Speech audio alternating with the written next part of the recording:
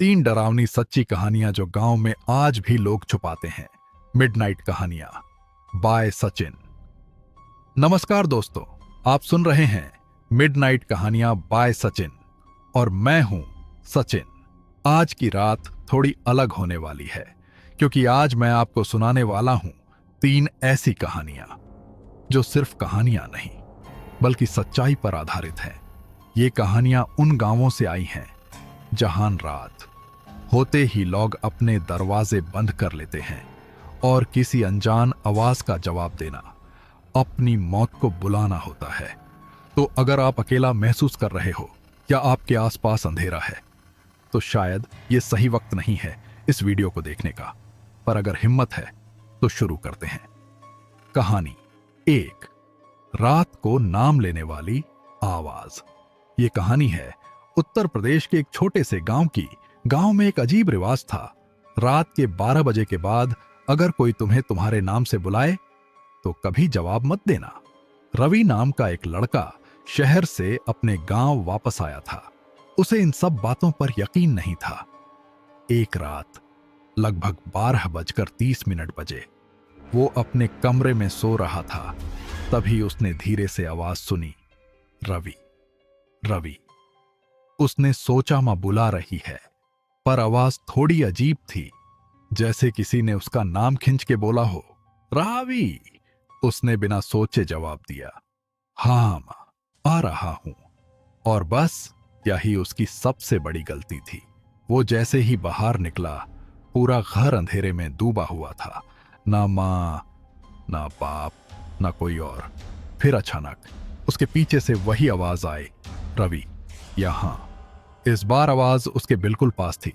वो धीरे धीरे मुड़ा और जो उसने देखा, एक औरत जिसका चेहरा पूरा काला, आंखें सिफ्ट और मुंह इतना बड़ा जैसे किसी ने चीर दिया हो। अगले दिन रावी बेहोश मिला और उसके गले पर गहरे निशान थे।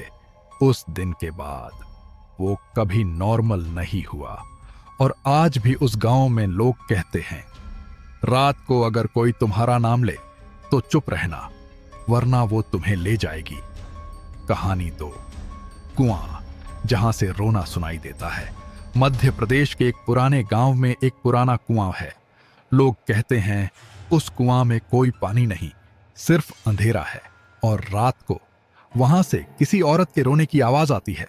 सुरेश और उसके दोस्त एक रात चैलेंज के लिए वहां गए। टाइम था रात के 1 बजे। सबने डिसाइड किया जो सबसे पास जाएगा कुआं के, वो जीतेगा। सुरेश थोड़ा डेयरिंग था। वो आगे बढ़ा। जैसे ही वो कुआं के पास पहुंचा उसने क्लियरली सुना, बचाओ, मुझे बाहर निकालो। उसने टॉर्च जलाई, अंदर देखा। पहले तो कुछ नहीं दिखा, फिर धीरे धीरे अंदर से एक हाथ बाहर आता दिखा, काला, सूखा हुआ, अजीब सा। उसने डर के मारे पीछे हटना चाहा, पर उस हाथ ने उसकी कलाई पकड़ ली। उसके दोस्तों ने बस इतना देखा कि सुरेश चिल्लाया और अंधेरे में खींच लिया गया। अगली सुबह सुरेश कुआं के पास बेहोश मिला, पर सबसे डरावनी बात, उसकी कलाई पर उंगलियों के निशान थे जो इंसान के नहीं लग रहे थे। आज भी वो कुआं बंद है, पर लोग कहते हैं वो आवाज अब भी आती है। कहानी 3, वो घर जहां रोशनी खुद जलती है। राजस्थान के एक गांव में एक पुराना घर है जो पिछले 20 सालों से खाली पड़ा है। लोग कहते हैं वहां रात को लाइट्स खुद जलती हैं और किसी के चलने की आवाज आती है। अमन नाम का एक यूट्यूबर अपनी टीम के साथ वहां इन्वेस्टिगेशन के लिए गया। रात के 2 बजे उन्होंने कैमरा सेटअप किया और रिकॉर्डिंग शुरू की। शुरू के 20 मिनट सब नॉर्मल था, फिर अचानक घर के अंदर की एक लाइट खुद जल गई। टीम शॉक हो गई। अमन ने हिम्मत करके अंदर जाना डिसाइड किया। जैसे ही वो अंदर गया उसने देखा एक छोटी लड़की कॉर्नर में खड़ी है। उसकी पीठ उनकी तरफ थी। अमन ने पूछा, तुम कौन हो? लड़की धीरे से मुधी और उसका चेहरा पूरा जला हुआ, आंखें गायब, और वो सीधा अमन की तरफ दौड़ी।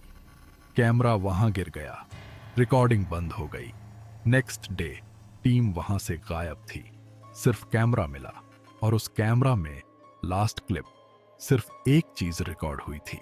वो लड़की सीधा कैमरा के बिल्कुल पास आकर सीधा देख रही थी। आज तक अमन और उसकी टीम का कुछ पता नहीं, और वो घर आज भी वैसा ही खड़ा है, इंतजार करता हुआ अपने अगले मेहमान का। दोस्तों, ये थी 3 ऐसी कहानियां जो सिर्फ डरावनी नहीं बल्कि सच के करीब है। अगर आपको ये कहानियां पसंद आईं तो वीडियो को लाइक जरूर करें, और अगर आप चाहते हैं कि मैं और भी ऐसी ही सच्ची हॉरर कहानियां लेकर आता रहूं तो सब्सक्राइब करें मिडनाइट कहानियां बाय सचिन। और याद रखें, रात कभी उतनी खामोश नहीं होती जितनी हमें लगती है। मैं हूं सचिन, मिलता हूं आपसे अगले सैटरडे रात 9 बजे।